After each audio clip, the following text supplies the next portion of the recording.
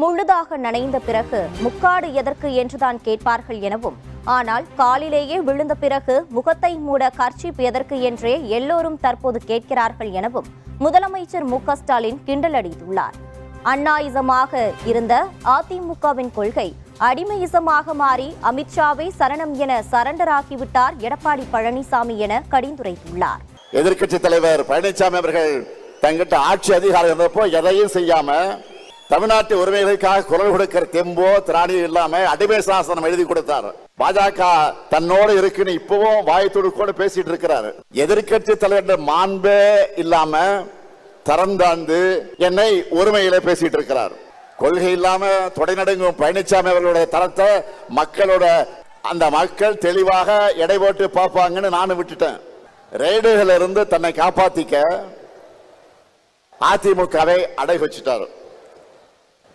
திராவிடம்னா என்னன்னு கேட்டப்போ அதெல்லாம் எனக்கு தெரியாதுன்னு சொன்ன அவர் அண்ணா திராவிட முன்னேற்ற கழகத்தோட தலைமை பொறுப்பில் இருக்கிறார். இன்றைக்கு அவர் திராவிடம் என்ன தெரியாம அதிமுகவுடைய தலைமை பொறுப்பில் இருக்கிறார். அதான் வெட்கக்கேடு. அதிமுக தொடங்கினப்போ தன்னுடைய கொள்கை அண்ணாயிசம்னு சொன்னாங்க.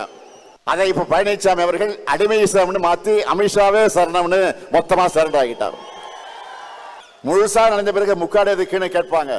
அந்த மாதிரி நேற்று டெல்லியில கார் மாறி மாறி போன பழனிசாமியை பார்த்து இப்ப எல்லாரும் என்ன சொல்றாங்க தெரியுமா?